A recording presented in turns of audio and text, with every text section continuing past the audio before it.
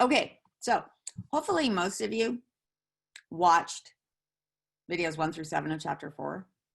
So you've gotten, I realized one of the epithelial tissues is in video 8, and I didn't ask you to watch that one. So I'm like, great, there's one that's going to be not examined today. And actually that's okay. We'll come back to it. So we're gonna examine the other 9. And I don't know how much time any of you have spent on these. You might have just had time to watch the videos real quick. But most people, when they start looking at all of those pictures of different tissues, it's just like a jumble and it all looks the same and it's a nightmare. And so if you're feeling that way, that is a normal feeling at this point. So what we're gonna do today is we're gonna really concentrate on trying to visually identify different types of epithelial tissue, because that's one of the harder ones. We'll practice some of the other tissues later as well, but that's going to be our focus because that was the first section. So epithelial tissue is one of 4 major tissue types in your body. Does anybody remember what the other 3 were, any of them? And you can type it or say it. Connective, epithelial, nervous, and muscle. Nervous and muscle. And I actually just posted this morning the rest of the videos for chapter 4. And so you'll see that we do a lot of epithelium, a lot on connective tissue, and then muscle and nervous, not much at all. So there's like all these different subtypes of, epithelial tissue, a bunch of connective tissues. And then fortunately only 3 muscle, and the nervous tissue, I'm like, you don't really need to know much at this point. We'll come back to those later on in the term. So muscle and nervous, fortunately, there's not much to it for chapter 4 for the first exam. Okay. Oh, one more thing. Did you guys get a message from me, something about a survey, and contact David Rodriguez? Okay. And I'm only frustrated because that wasn't supposed to go to anybody. No, a couple people got it. I don't know what happened. I'll send an announcement because it is something I'm going to do to all of you. I'm going to send all of you a survey that you can take for extra credit. It's going to happen next week, but a couple people in the other section already received, well, they received a message that I had actually sent last semester to my other students.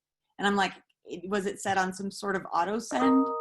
And I was kind of panicking, and thought that I had a billion students that were wondering what this survey was about and wondering who David was, who actually doesn't work here anymore. He's at Snow College. But good news for you, extra credit is coming. If you didn't receive some random message, nothing to worry about. You'll receive a clear message about extra credit probably next week sometime. Okay, anybody have any questions right now about anything of the course? We're good for now. Okay, so what are we gonna do?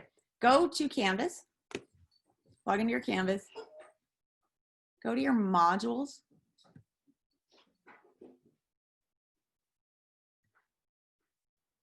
and then scroll down when you're in modules to a page that says study materials for chapter 4.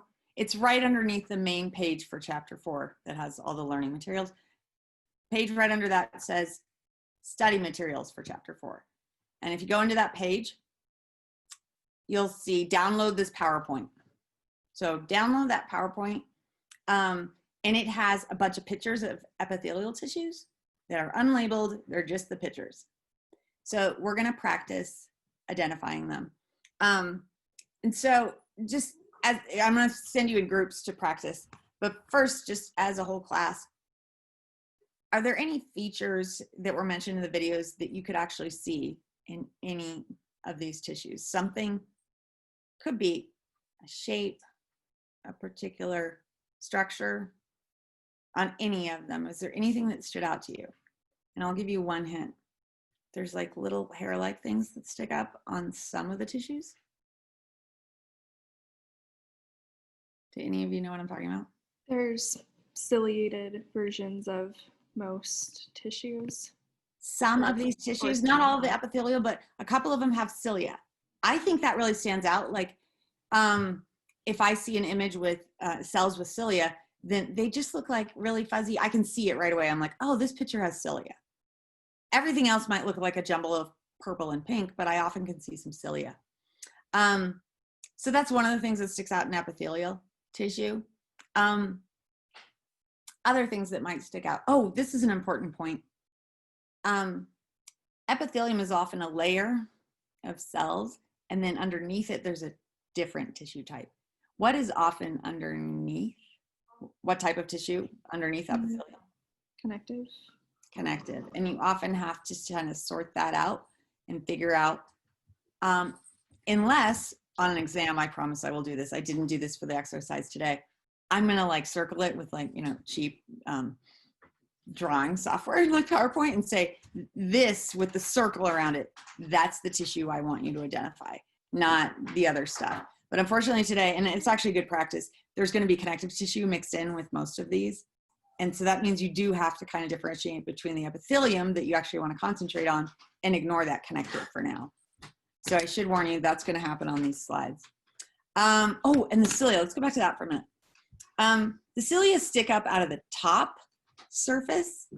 And hopefully you remember from the videos, these cells have particular top, bottom, and sides. Unlike, you know, some cells like a red blood cell, there's really no top or bottom, it's just floating around.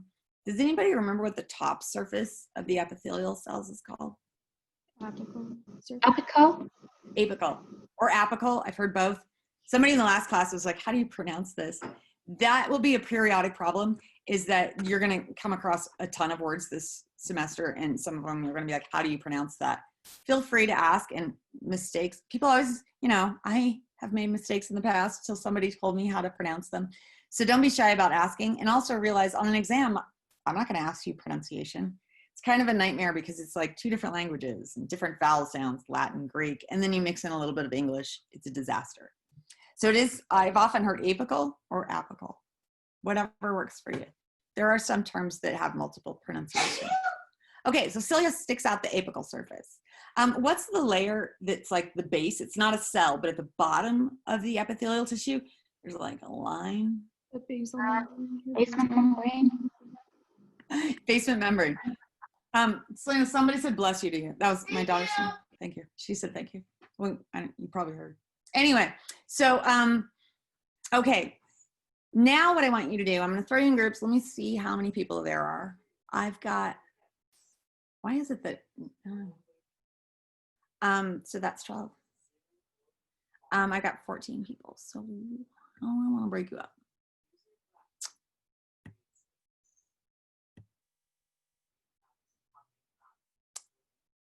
I'm going to try, let's see.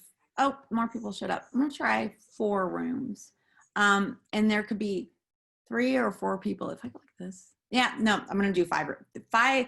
There should be 5 rooms with 3 people each, and a couple people might show up later and I'll throw them in a room. So what I want you to do is you're just going to get randomly thrown into a room, and you'll be with a couple other people, and you should be able to see which group you are. And then if you look at the PowerPoint slides I had you download, you'll see that every slide is, you know, group 1, 2, 3, etc. So what I want you to do is go to whichever slide is your group, and you're going to see 2 images there.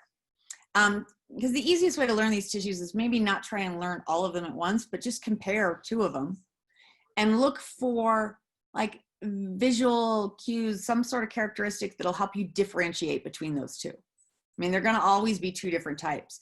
So maybe one has cilia, maybe one doesn't. That's an easy one. What else can you see differentiates those 2? Not all of you are going to have cilia ones, unfortunately. They're not going to be that easy. There's another easy one. I'll give you a hint. You know when sometimes there's like a big white area? Well, among the cells, you kind of see cell, cell, cell, and then there's like this white, roundish shaped.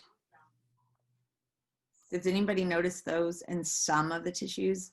I did mention in the video what those are. Is that goblet cells? Goblet cells.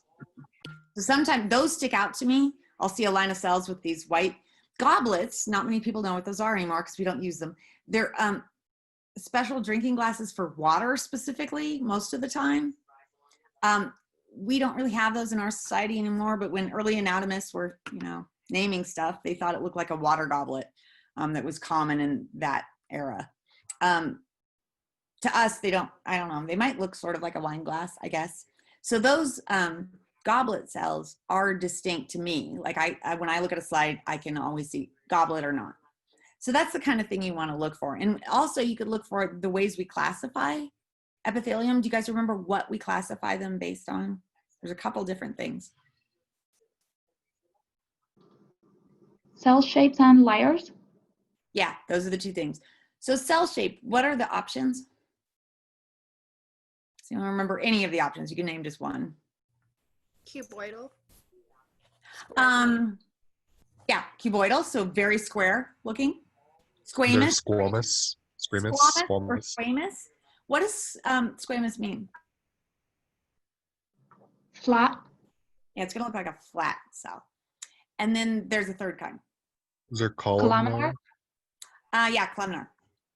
And I know somebody just told me they have to leave, and that's fine if you have to go. And then what about the other thing? Somebody mentioned layers. What are your options? Simple and stratified.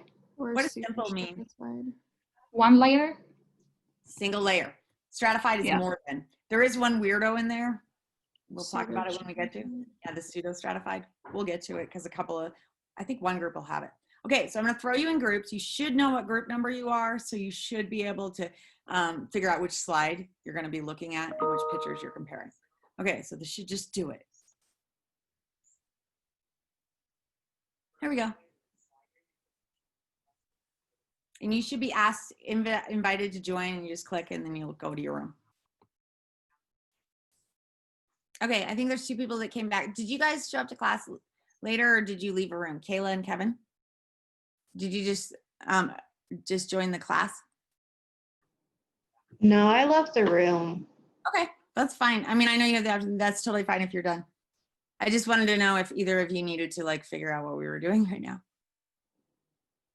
Close. So How can I join my group again? sorry. Do you know how can I join my group again? Oh, I you have just to ask me. I don't know why. I just closed all the rooms actually. I'm bringing everyone. Well, I'll put you back in your room later, but did you accidentally leave? Yeah, I clicked on return to main session or cancel. I clicked, yeah, return to I main think I'm session. the only one who can do that. Like I'm the only one who has privileges, like host privileges, which means if I'm already in another room, you're stuck. You're like stuck outside for a while. Sorry. Anyway, but we're all coming back anyway. So, and I think, let's see. Doesn't have a grid view. Okay, there's a couple of rooms that aren't quite closed yet, but everyone should be appearing. Okay.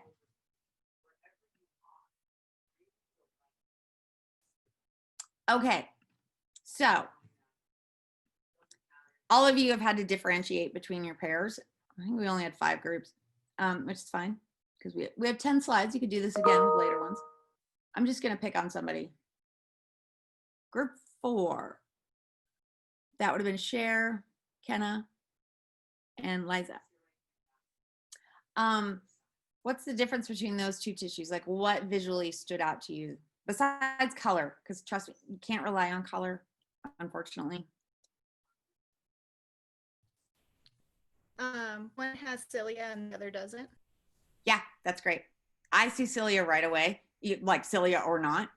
So I can say, well, the one on the left doesn't, the one on the right does. So that's a great way to sort them out. Anything else stand out to you as you being different between those two pictures? What are the white things?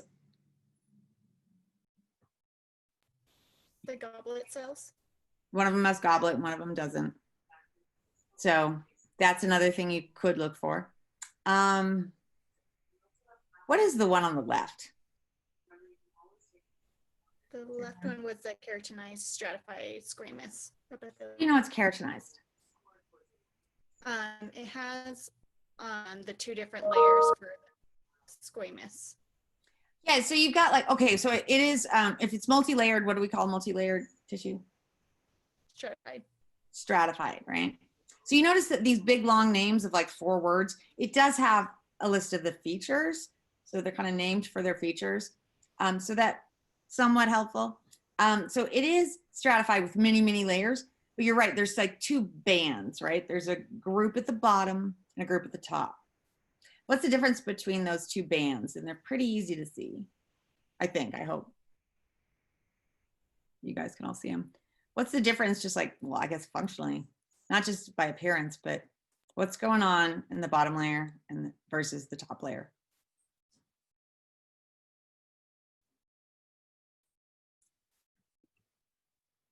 Is this Anyone still can answer group too. Oh, wait. four? Oh, Sorry? I was just asking if it was still a group 4 question or. Yeah, just actually anybody, but group 4, go ahead. Like, did you guys, I mean, you identify the tissue, but did you know the difference between the top and the bottom? Band, The top one is dead and the bottom is the live tissue. right. So can you see how on the bottom, the pink ones, you can see nuclei, they're rounder. By the time you get to the top, they've just been, you know, and we'll talk about this when we get to chapter 5 in more detail, but all the organelles are gone, they're just squished and flat. Actually, that brings up an important point. What was the cell shape for that tissue on the left? You have 3 options. It could be cuboidal, it could be columnar, it could be squamous. Squamous. It's the squamous. It is squamous. Really good hint. When you look for whether, look for those 3 possible cell shapes, always look at the apical surface, always.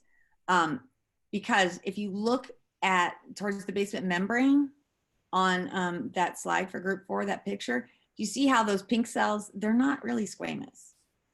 They're rounder. You see that? So don't look at those cells because you might get confused and go, is that really squamous? Just look at what's at the top layer, regardless of the tissue. Even if it's the simple, of course, the top layer would be the only layer. But if you start getting into those stratifieds and looking low down, you might get confused. You always just look at the top. That's your cell shape. You're good. Okay. Did anyone have, yeah, somebody did. Group 1 was, I don't know who. Is anybody from group 1? It was me, Kayla, and another Kevin.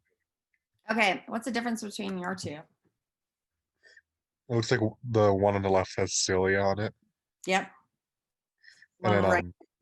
And go ahead. one on the right doesn't. Mhm. Then the one on the right looks like stratified squamous. Yeah, so you picked up the same thing, lots of layers. And then fortunately, you guys, the top layer you see on that one Yeah, you is, progressively get more flat. so Yeah. always just look at the top layer, it's flat, you're good. So what's the difference between, and this is just gonna be for everyone in the class.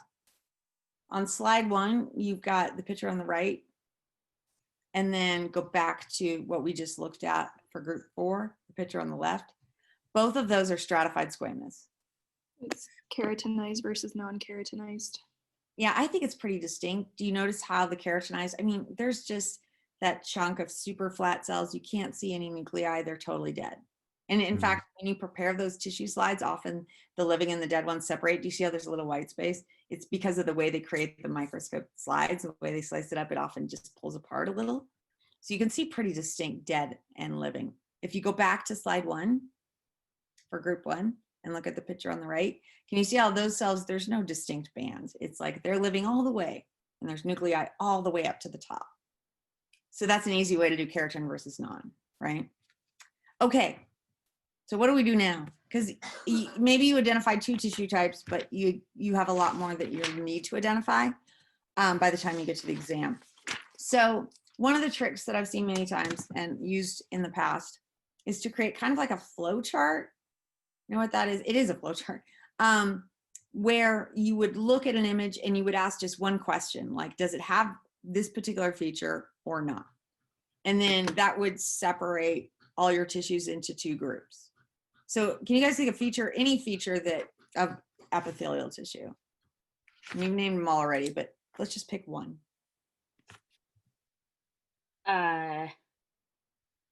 Celia. Okay, so your first question could be, and I'm gonna have to do this the old fashioned way because I can't get this on my screen. I'll literally draw it on a piece of paper and show it to you. So you could start your flow chart, your first question with being, let's see that, cilia, yes, no. And what you'll end up doing is listing all of the tissues that have cilia on the yes side and all the tissues that don't on the no side. And I'm telling you right now, I'll just give you a hint, there's only 2 tissues that have cilia. So if it has cilia, you've already narrowed it way down. And then what you would do is ask other questions. So you want to narrow this group down because it's a big group of like 7 tissues. What other questions could you ask? You got cilia out of the way. What else could you look at? I can't see the flow chart. You could ask if it's stratified. Right. So to get these 7 into 2 groups or more, stratified or not. There is one thing that's going to screw you up though. So I wouldn't actually ask stratified or not. I would ask simple or not. Because what's the one tissue that might screw you up when you're trying to figure out layers? Pseudo-stratified. Pseudo-stratified. It looks stratified. Like who had that? Somebody had that in their group, right? Group 4 did. Group 4. The nuclei are not like in one neat little row. They're kind of, some are higher up and some are lower. So it looks stratified, like there's many layers. Does anyone remember why it's actually pseudo, like it's not really layers, not really stratified?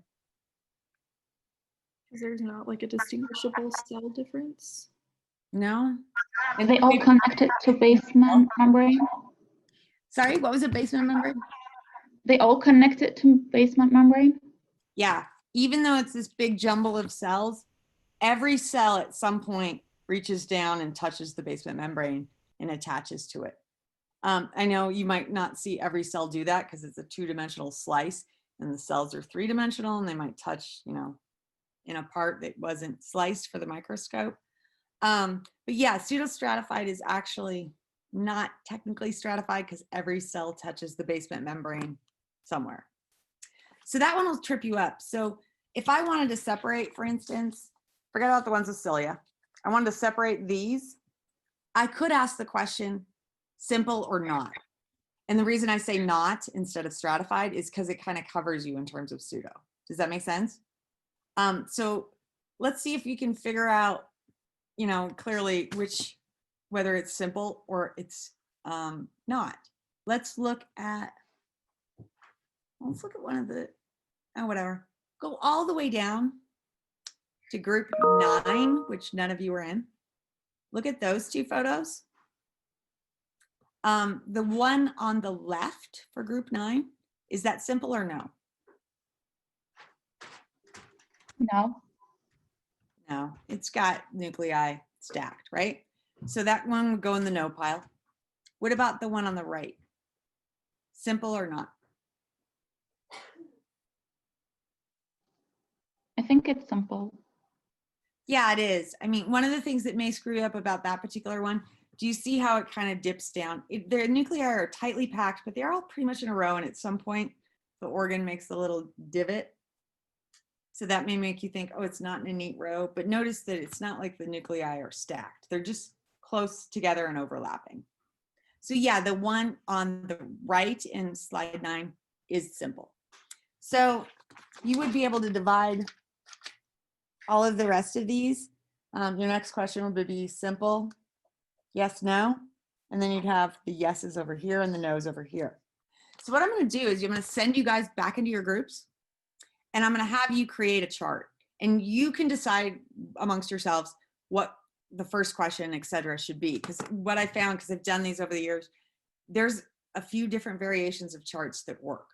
And I found that some students prefer one chart over another. So ultimately, I'm going to end up just posting a bunch of charts for the whole class and you can see your different options and try them out. Because some people see cilia right away, some people don't notice it. Some people really do see simple stands out to them versus not simple. So it's going to kind of depend on what your visual cues are. But I wanted each of you to just try and create a flow chart. You should ultimately be able to branch off until everything's a group of 1. You may not get that far today, and it's fine because I'm just going to take a look at what you've got so far. Let's give it a shot. So let me make sure they're still. So some people had to leave, and there's now a bunch of groups of 2. So I'm going to create groups of 3 instead. So I'm going to randomly move a couple people. So most of you, I think, will be in groups of 3. I have a quick question in regards to Yeah, the go ahead. group 9. So the white indent on the right slide, would that be considered partial goblet cell? Or would it just be considered an indent?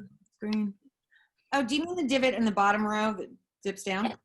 No, it's just the shape of that particular, it's probably a lumen, what the open space, like say in your intestines, call that a lumen.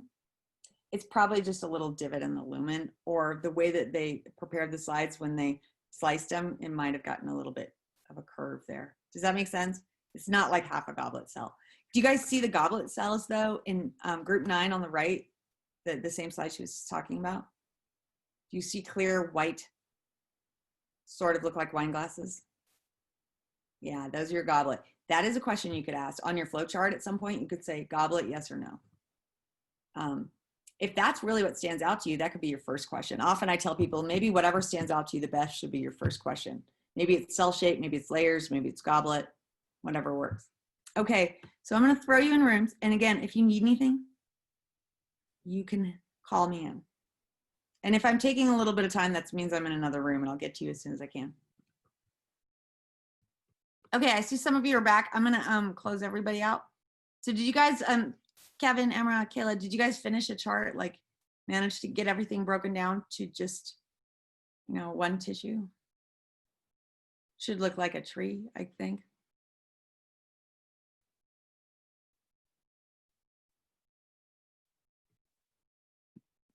That was hard.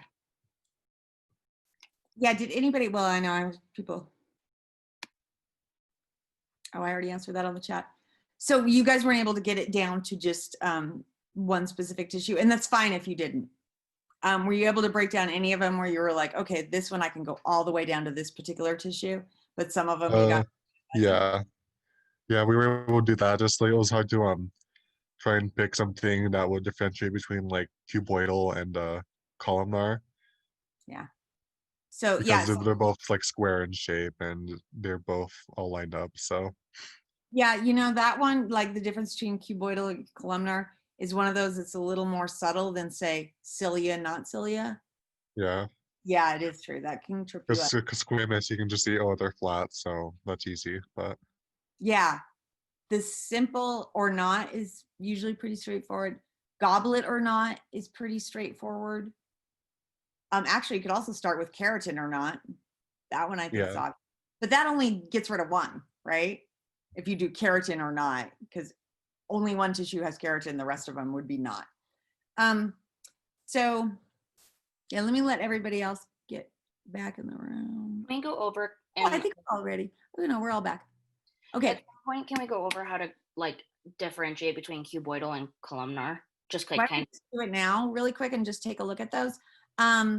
Because that is one of the visual tricks. So let me see on the slides that I gave you for this activity. Let me see if I've got a good comparison to side by side. Oh, do I not? Because I don't want you to go from two different slides. Okay, let me see if there's at least two slides, two pictures in slides next to each other. Oh, I feel like it's not that hard to switch between slides. so go to group 8 really quick. And that's not a comparison between cuboidal and columnar. Cuboidal, which one is the cuboidal? One of them is cuboidal. Which one would you pick? On slide on the 8. left, Left. Yeah. And the one on the right, there's a pseudo stratified.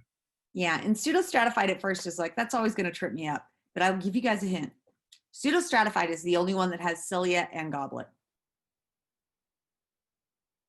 So those two features really stand out to me. So I always know pseudostratified right away. I'm like, look, cilia, goblet, pseudostratified. Now that is as close as I get to columnar next to cuboidal. So let's see. If you bounce down to group 9 slide, and those two images, what are the cell shapes in those two images? Group 8 is cuboidal. No, not group 8. Go down to group 9 on that slide. And then there, so the next slide. The two images for group 9. what is the cell shape of either of them? They're both Columnar. Sorry? Columnar. Yeah, which one? both. The one on the left. Both, actually. Those are both columnar.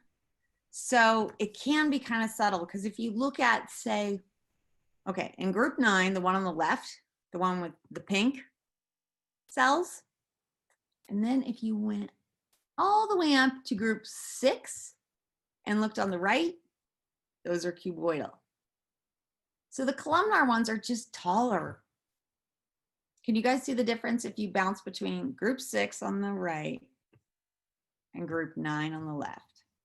You just look at like the distances between the layers of nuclei then, or is that like, yeah. People are going to have like, you know, they're going to have nuclei that, in the case of stratified, are going to be pretty close to each other. Columnar is going to be a little farther apart.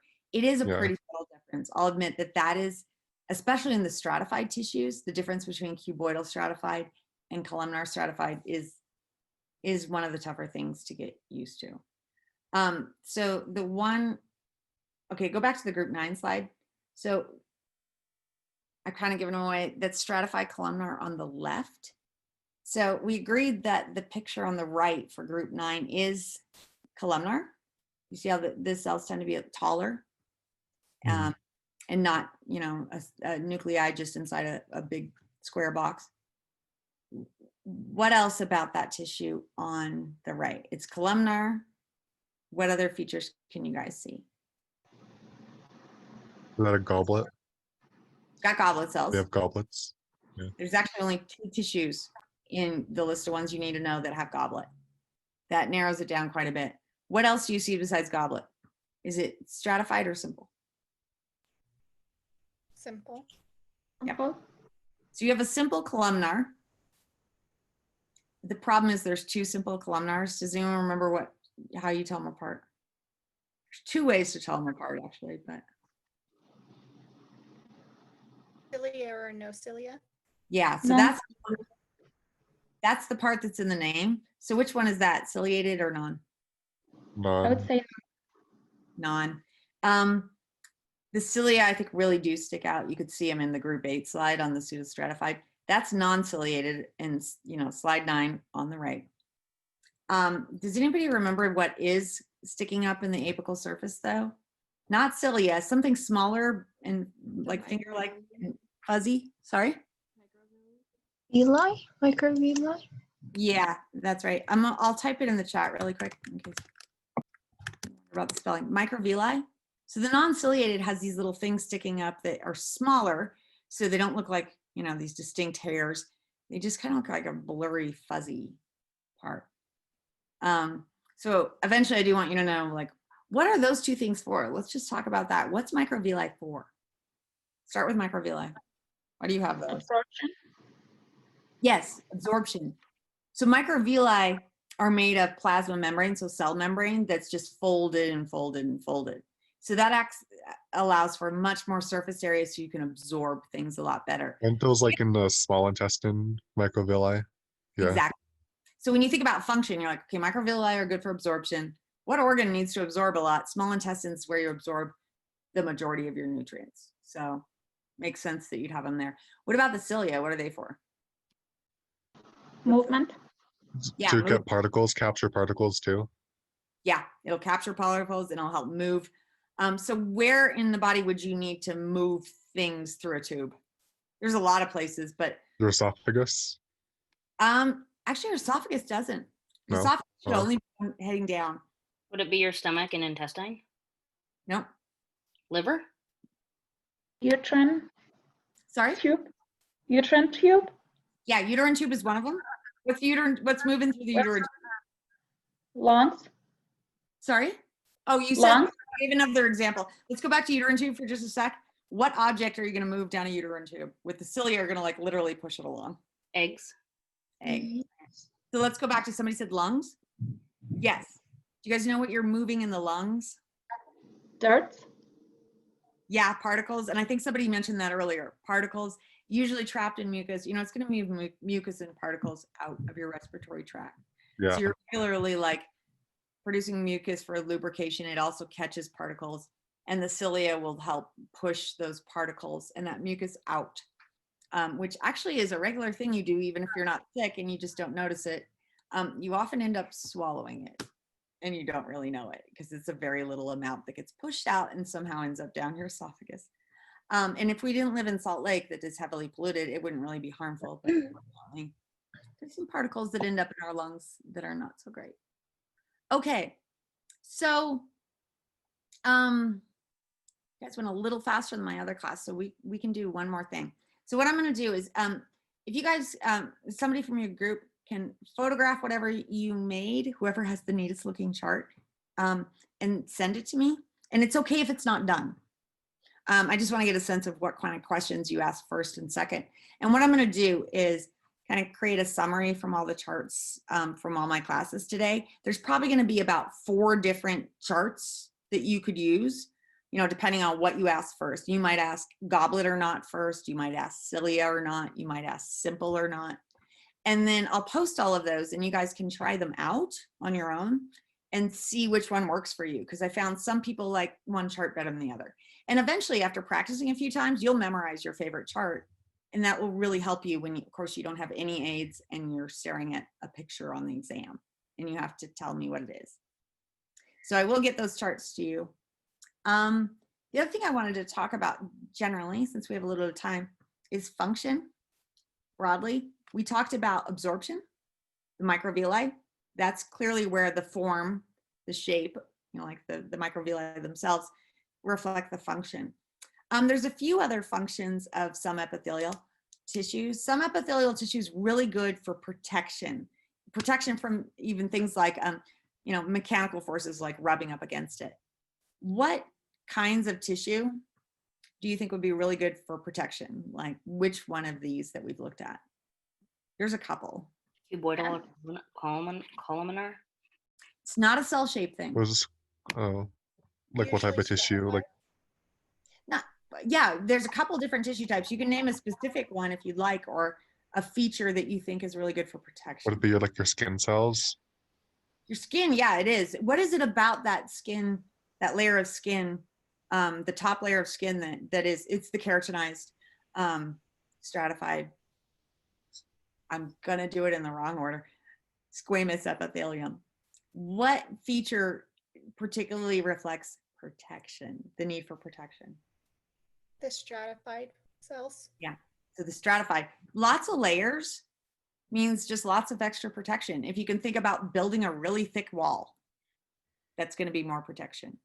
And then the keratinized layer gives you even more, right? So it's both the fact that you've got lots of layers and you've got that really hard protein keratin, which we're going to talk about really soon in chapter 5.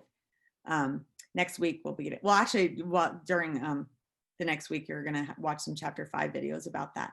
So if you see lots of layers, that tissue is good for protection. So if you look at the non-keratinized, that's in slide 6 on the left.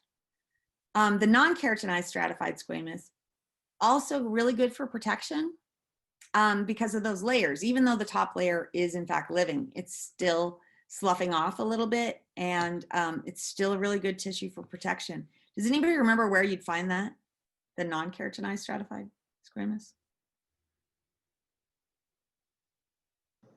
Oral cavity. Yeah, it's a great example. The inside of your mouth. Because Or like your cheeks? Yeah, right inside your cheeks. Not the outside, but right inside your cheeks.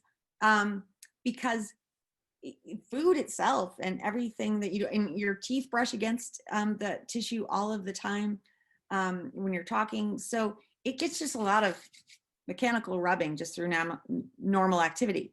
So having a tissue with lots of layers is really good for that. Let's see. What about a tissue that you wanted substances to be able to pass through it really quickly and easily? What kind of features would that tissue have? Cilia? Cilia? Well, cilia is going to move things down the Your tube. microvilli? Microvilli will absorb things in. So yes, that will help you absorb things, but not necessarily rapidly. because you got a tall cell, so it's got to travel whatever it is, the Oh nutrient, yeah. and a tall cell. So it can absorb. It's really good at that, but not necessarily really.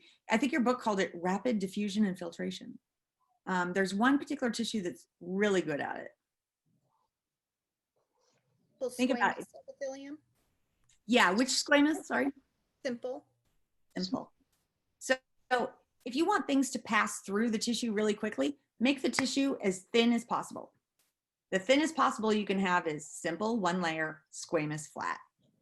So that tissue it's in the group 7 slide, if you want to look at it. On the right side, it's the tissue, the one thin layer of tissue at the very top of that photograph.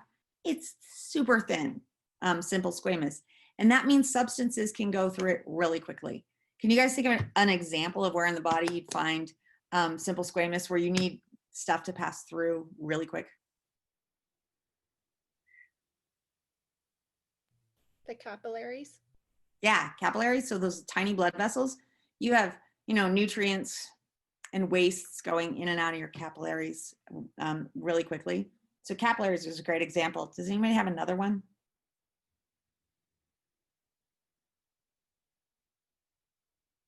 I know I already said this, but would it be the liver? Because you need things to No, process. liver actually has bigger cells because they're gonna, the cells need to be able to take things in and either store them like vitamins or detoxify them. So actually the liver has really big epithelial cells because it's got a lot of cellular processes going on. Squamous cells do not have a lot of cellular processes going on because they have really almost no organelles. So there's no machinery in there, not a lot going on. So think of somewhere where you need to take something into your body. Would it be your lungs? Like trying to Lungs. transfer oxygen through the blood? Yeah, so oxygen in, carbon dioxide out. Specifically, it's little things called alveoli, which we'll talk about much later, like in Unit 4. On the first exam, Unit 1 exam, if I ask you for an example and you just put lungs for simple squamous, an example of where you find it, you're good. You don't have to tell me which part of the lungs yet. Okay. But yeah, if you put lungs or respiratory, I'm happy. I'm like, okay, you're getting an idea because gas exchange has to be really fast. So simple squamous, things can pass through it really fast because it's just so thin. If you thought about and actually the example of the liver is a good example, or if you look at group 8 slide, it's got, let's look on the left, that simple cuboidal. The bigger the cell, the more, quote, machinery, right? The more organelles that are doing things. And in this class, I know you guys have all learned some cell bio already. We're not going to dive deep into things like the Golgi apparatus, but know that any cell that's bigger, like a cuboidal or a columnar, not a squamous. Squamous is flat, almost nothing in it. Any of those bigger cells are going to have things in them that could make, say, proteins. Say protein synthesis, it's got all the machinery. So maybe you'd find it in a gland. So gland, you're going to secrete stuff, like if it's in the pancreas, or the liver is a gland as well. So you need a bigger cell in a gland because you got to have all the machinery to make whatever that substance is. Maybe it's a hormone, maybe it's a digestive enzyme. So you need bigger cells in places like the liver or the kidneys. Actually, the kidneys are really picky filtering tubules inside the kidneys. So the flat cells and the simple squamous is not going to work because you want to be picky or you want to be able to make something to secrete. Does that make sense? Bigger cell, you're just going to have the cells going to be doing more things, either secreting something or being very choosy about what passes through. Does anybody remember the technical term for a choosy, only letting certain things pass Selective permeability. Yeah, so all right. Selective is the first word. So selective means you're just choosy. Permeability is how well things can pass through. So selective permeability means I'm really choosy about what passes through. If it was fully permeable, it would be like everything passes through. So permeability just means like passing through. Okay, anything else? Because that's about all I have for now. If any of you have any questions, go ahead and chat them out. If not, you guys can go. I will post some epithelial flow charts eventually. I might not be able to get to them all today, but by the weekend for sure, so that you can practice. Can you go over what cells, what kind of epithelium is in the oral cavity again? Oh, You it's, touched on it. and if you want to see a picture of it on your slides, if you go to the group 6 slide on the left. So inside the oral cavity, you've got stratified, because you want lots of protection because there's lots of stuff brushing in there. And it is squamous because if you look at the very top layer of cells in that tissue, they're flat. So always look at the top layer. And then non-keratinized. Do you have any idea how you can tell that that tissue is non-keratinized? Whether it has a nuclei or not. There's nuclei in the top cells. That's a good way. And yeah, it just doesn't look like, the keratinized has a different color, super flat, and just, I don't know, just looks like a big chunk of deadness, I guess. I don't know how else to describe it. I see 2 distinct bands. Dead band of cells that are like orangish, and living band of cells that are pinkish. They all have nuclei. So I think the non-keratinized is pretty straightforward once you really see it, because the non-keratinized is like the same color and nuclei all the way to the top. So it sounds like you guys are doing pretty good. It's a matter of practice, I know. Sounds like you guys are getting a little bit of practice in and getting better. The more you look at these, the more they'll sink in a little bit. Okay, so if there's nothing else, I'm gonna close it up. But yeah, I'll be posting some things and an update about what you should be doing next. But I do have all of chapter 4 videos already up if you wanted to start those. So I have guys, one more. have a good Labor Day weekend when it arrives. Can I Bye. just ask you a quick question? Yeah, go ahead. Sorry, it's just not work related. If I work nights sometimes, so do you care what lecture I go to, like video lecture? You know what the problem is with the pandemic? Yes. That's what stinks, is I used to be able to tell people to go whichever one they wanted. Yeah. Oh, I just meant video lecture. I'm fine to go to Monday's class. I just, Wednesday, do you well, care what This time? is the only time we'll do a broadcast. Okay. And the only reason we're doing this now is because Monday's Labor Day. So all my Monday people, are you a Wednesday person? Monday. Oh, yeah. See, we wouldn't have had anything on Monday. So I didn't want to have like all the Oh, Wednesday people get okay. this stuff, and then the Monday people would have gotten nothing. So I I could was have like, fallen behind. yeah, Oh, so this is Yeah. the only time we're going to do Zoom. Oh, okay. Yeah, never this is mind. the only day, and that's just because of Labor Day. And I Okay. didn't know what else to do because I was like, it's not really fair for Wednesday people to get an extra day. So I was Okay. like, let's just and I couldn't get you all in a classroom together because of social distancing. Okay. Try to do, yeah. So don't worry about it. You're done for now. You're Okay. coming to class as usual on Mondays Okay. after Labor Okay. Day. Yeah. Thank you. Bye. Well, I also have one more question. oh yeah, go ahead. Sorry. Are you gonna post the answers to the groups by chance? So Yeah, you can. Would you- Or you can just like compare them to your book. But yeah, I could make up a really quick key telling you what they are. So, because I just would like to use that to study and quiz myself. okay. And there's another set though, as well that you can use. I mean, I can make a key for this one, but if you look on the study materials page for chapter 4, the same place you got this set, Okay. other set. Let me double check and make sure. Yep, I did. So later on that page, you'll see another set of slides that actually includes epithelial and connective. And that's another practice sheet. There's like the blank one, and then there's the answer key. So you can use that as well. But I can make one for this too. Just the more you practice, the better. So for sure, do both of them. I'll Okay. have some answers to this one and then do the other one that's already up at some point. You might want to wait on the other one. Then it says at home on the page, and then below. Oh yeah, I see it. You might want to wait till you've done connective tissue, Okay. because that one includes both epithelial and connective. Okay. So we're going to get to that. We're going to practice that some next time. I don't remember your Monday, right? Yes. We're going to practice that on the 14th. We're going to practice connective and do some skin stuff. So that's still coming. You've still got some time, but you can use those at any time, and I'll post the only epithelial answer key too. Perfect. Thank you so much. You're welcome. Bye guys.